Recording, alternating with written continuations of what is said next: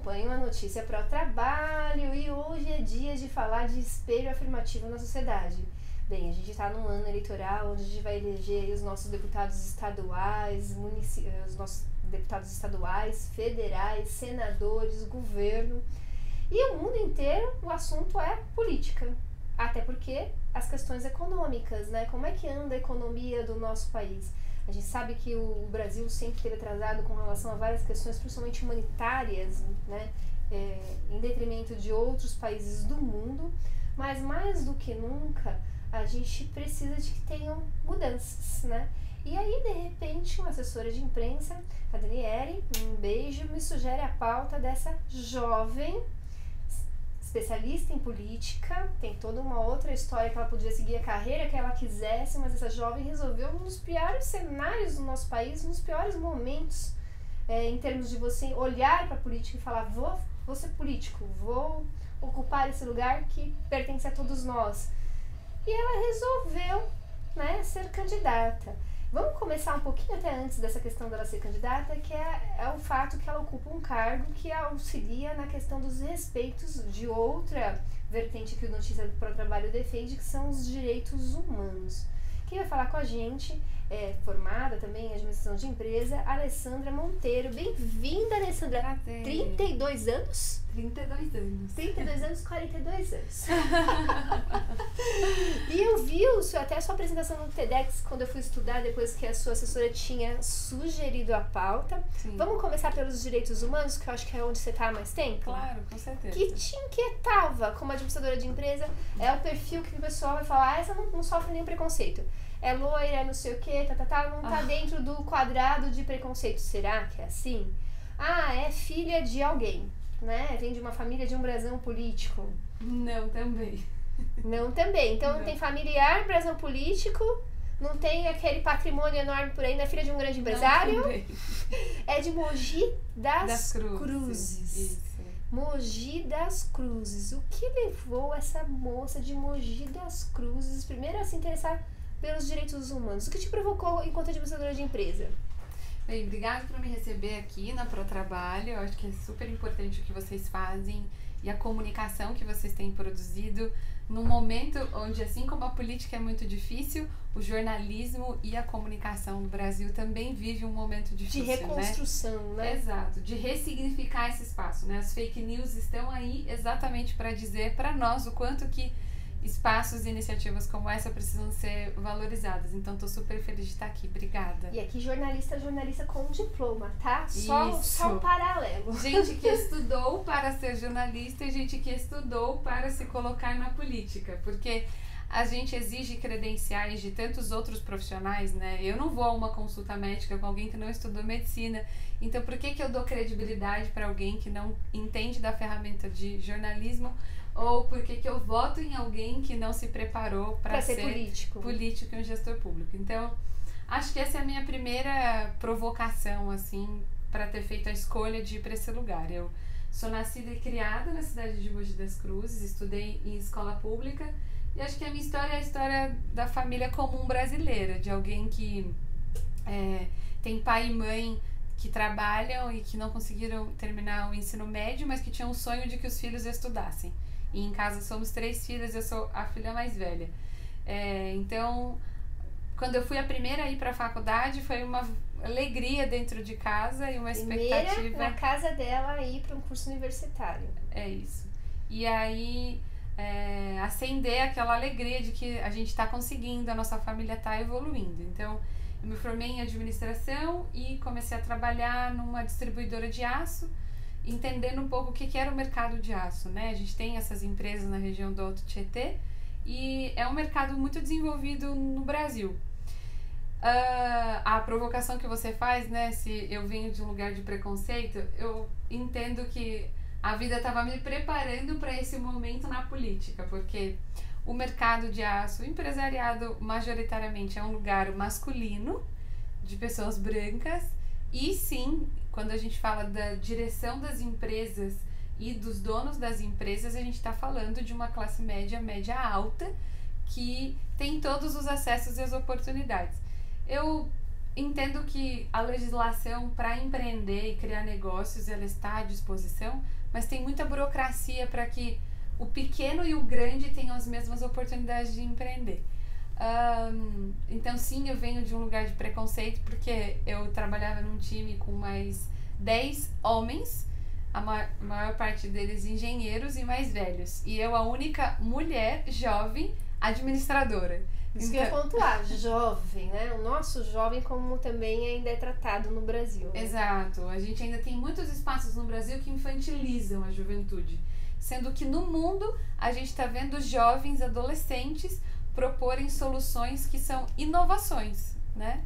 Que são respostas para pequenos problemas do dia a dia, do cotidiano, que muitas vezes a política pública não conseguiu responder e os produtos tradicionais também não. Então, acho que essa provocação toda me fez pensar se eu queria continuar seguindo a minha vida, trabalhando em uma empresa com uma carreira muito promissora, mas sem ter achado um propósito que fizesse sentido para mim.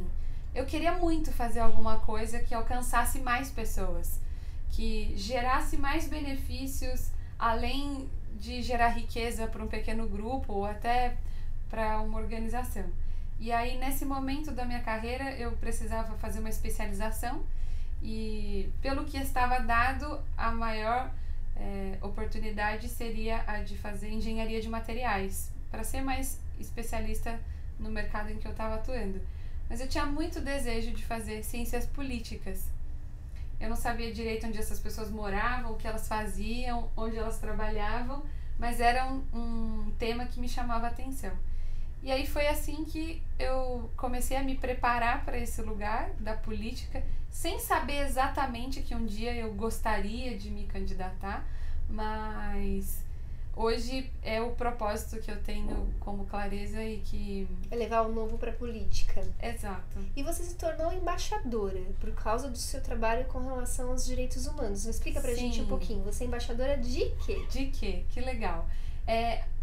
Eu aprendi em casa que o trabalho voluntário, o serviço social, ele é fundamental para você se formar uma pessoa melhor. Então, a minha mãe ensinou desde pequenininho que uma vez por mês os 3 filhos dela precisavam ir para os guarda-roupas e escolher alguma coisa que não servia tão bem ou que eles não estavam usando e que estava em boa condição para poder doar para algum orfanato ou alguma casa que precisasse de ajuda. Esse é um princípio que dentro da gente em casa fez quando a gente estava maior entender o que é direitos humanos, né? O acesso à dignidade, a garantia à vida, a educação, saúde e tantos outros direitos básicos que são garantidos pela Carta de Declaração dos Direitos Humanos.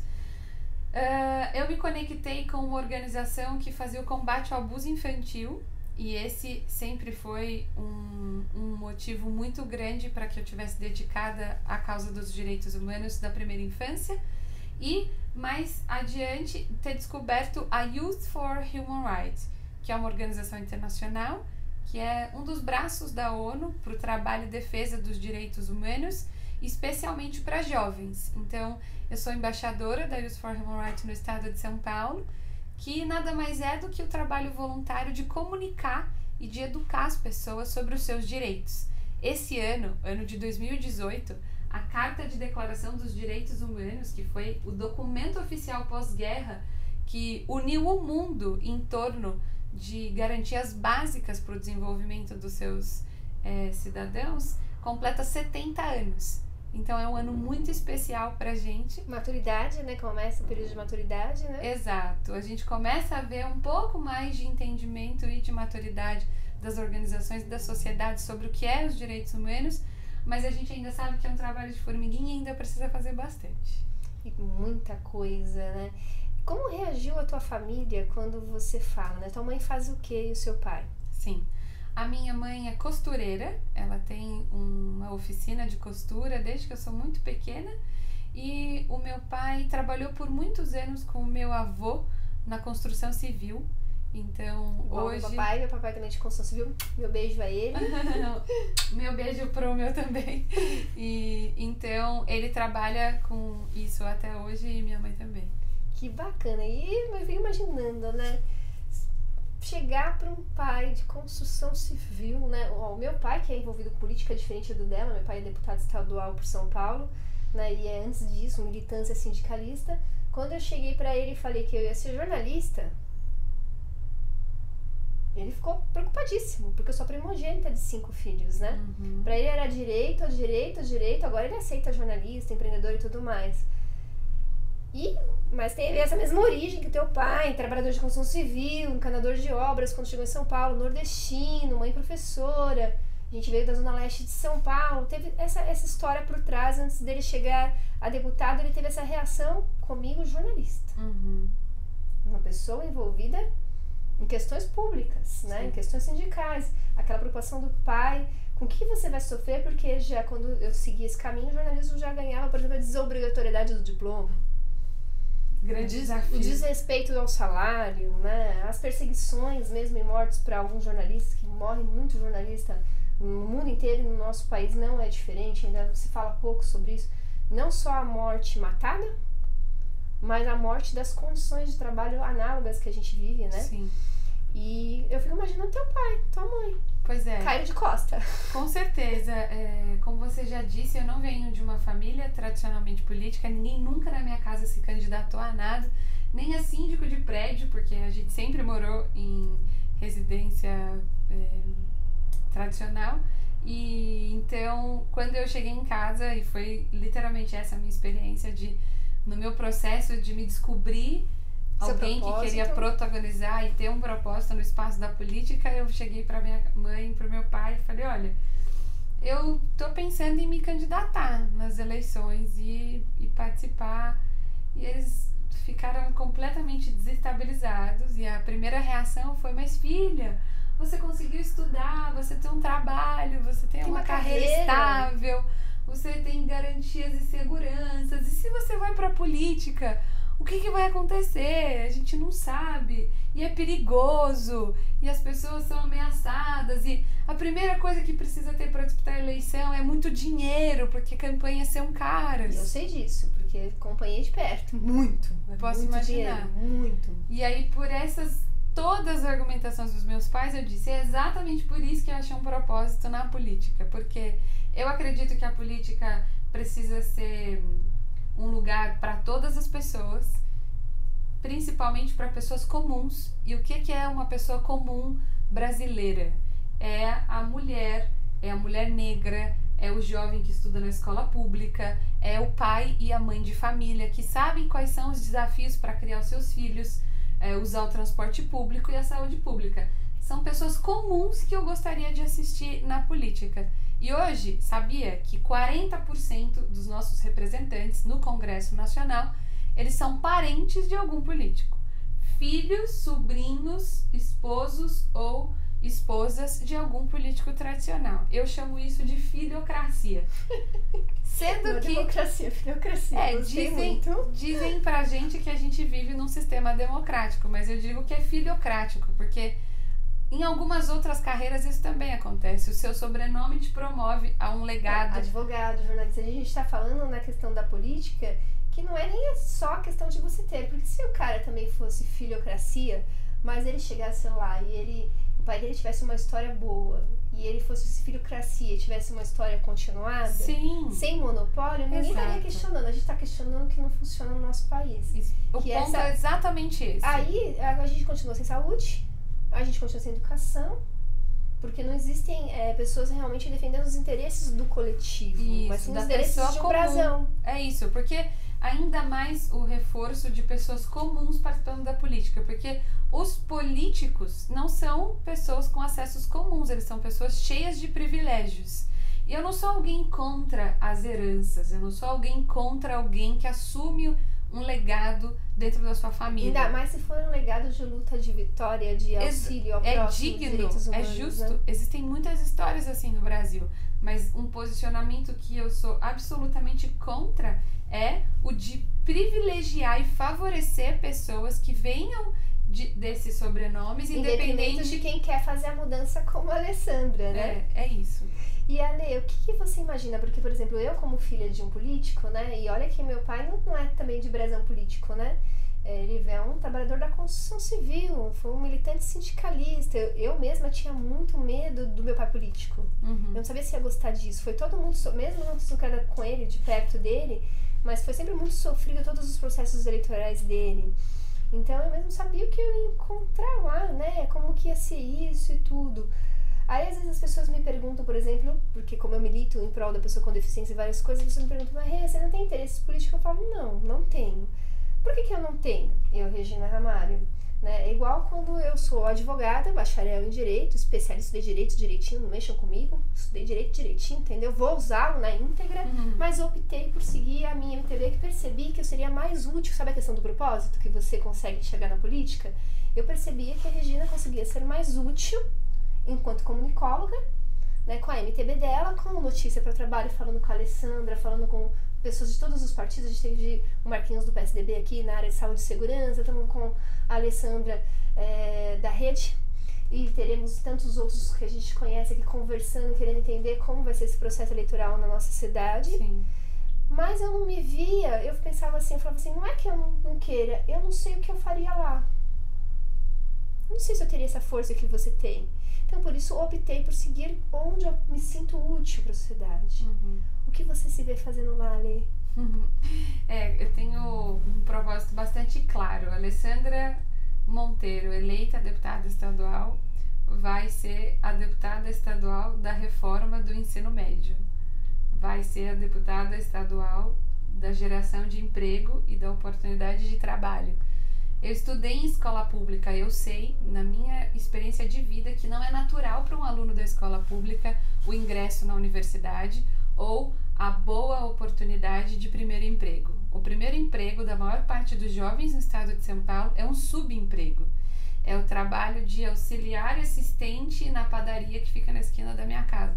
Há muita dignidade em todo o trabalho, mas quando eu digo para que o jovem tenha oportunidade de trabalho real, é aquele lugar onde ele vê que ele pode crescer e se desenvolver como um profissional do trabalho que ele está executando. Ser responsável, ser respeitado mesmo na tenridade dele. Exato. De não ser feito de bobo, né? No jornalismo a gente fala que é o foca, né? Eu nunca gostei de fazer o estagiário de bobinho. Eu sempre fui a Regina os pintinhos, porque eu sou super protetora, ajudo, insiro no mercado.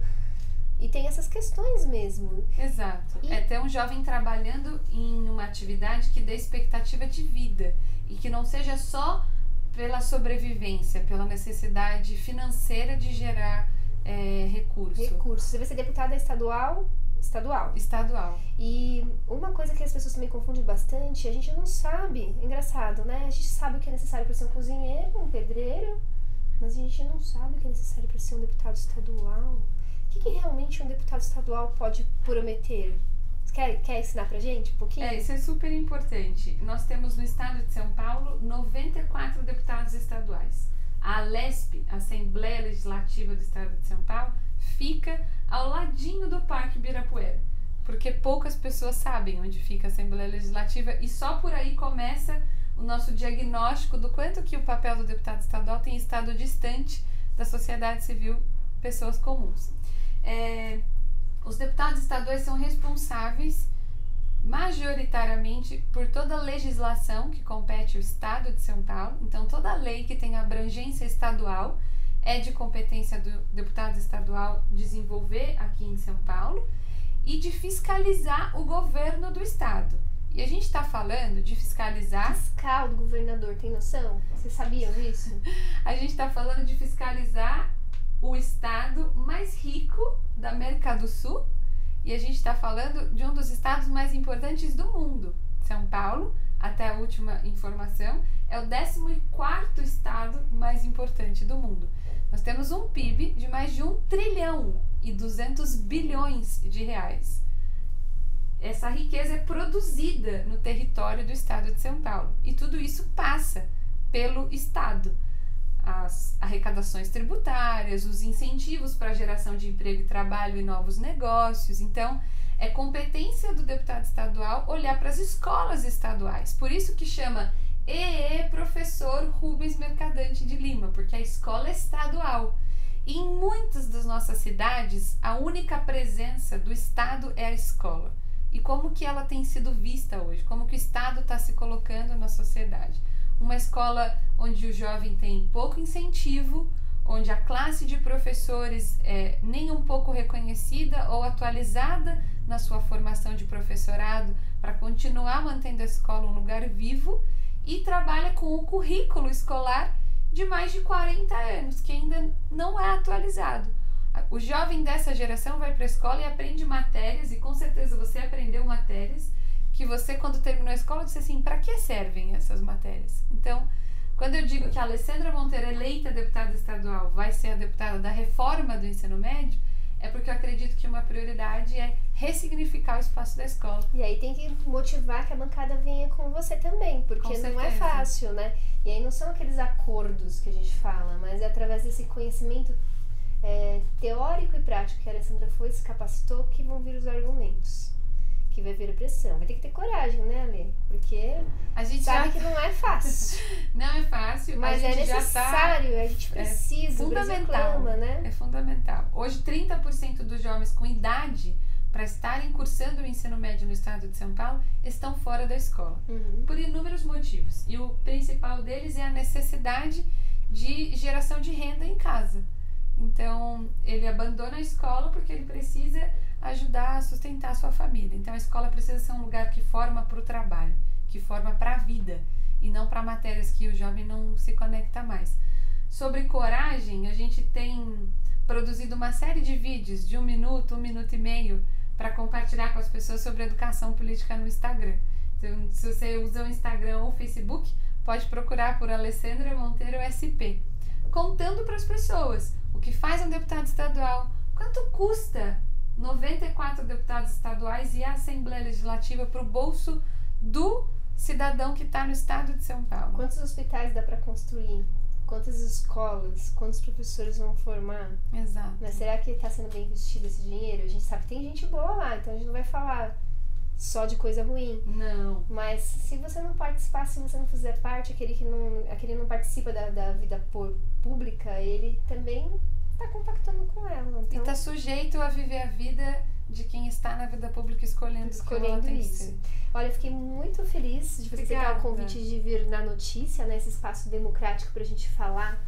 E no caso aqui, né, é gerar esse espelho, né, provocar vocês em todos os partidos. De repente não é interessante o da Marina, né, que foi fundado com a Marina. De repente tem aí o PSDB, tem o PT, tem tantos outros. Sim. Né? A gente tá falando desses que a gente lembra mais de cabeça, eu não sou tão envolvida com política assim, mas provocar principalmente você aí que o seu voto ou não voto, ele decide o nosso país. Né? Ensinar para vocês o que faz um deputado. Aí comparem, né? Quando a gente traz alguém aqui, a gente pergunta, eu faço a mesma pergunta para todo mundo que vem aqui, que tá envolvido também com política. Eu sempre pergunto, o que você vai fazer lá?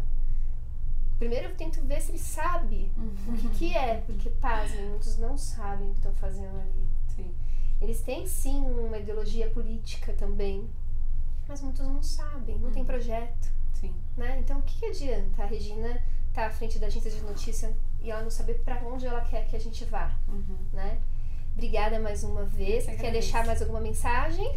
Bem, encorajar cada um de vocês, né? Eu, como uma pessoa comum, de história comum, me vi para servir no lugar da política. Talvez você não se veja se candidatando, mas é fundamental que cada um de nós participe estudando os candidatos, estudando as propostas, estudando o que você pode fazer para combater as campanhas corruptas, porque a corrupção, ela começa na campanha, quando os candidatos compram votos e as pessoas aceitam terem os seus votos comprados.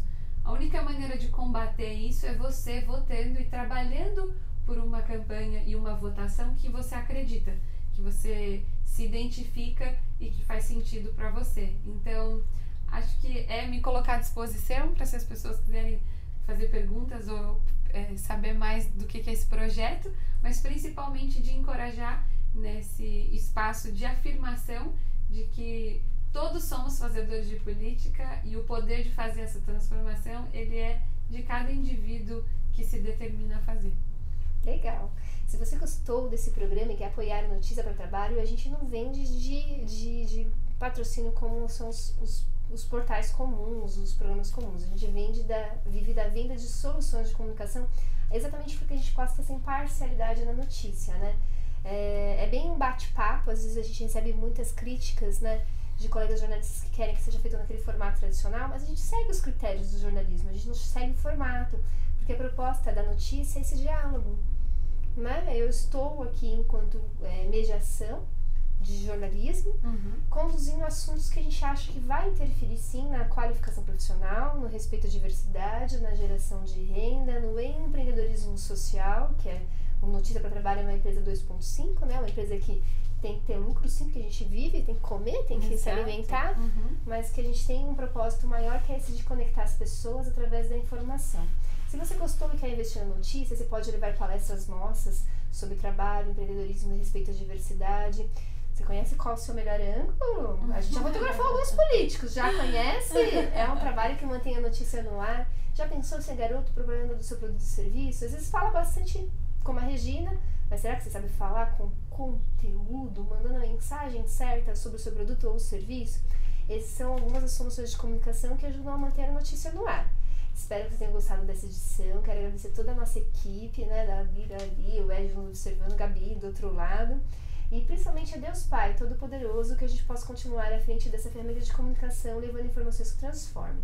Hoje, como a pauta política, não posso deixar de mandar o meu beijo, meu abraço para o meu pai, né, deputado estadual de São Paulo, Ramalho da Construção Civil, que foi uma pessoa, né, que não é porque é meu pai, mas eu sei da luta que foi, e a própria família como que encarou, e mesmo eu, né, como é difícil dividir o pai da gente com as questões sociais, né? A família da gente, porque é um meio muito difícil, é muito sofrido para todos. Então, emprestando para vocês esse outro olhar. Espero que vocês tenham gostado. Tchau! Tchau!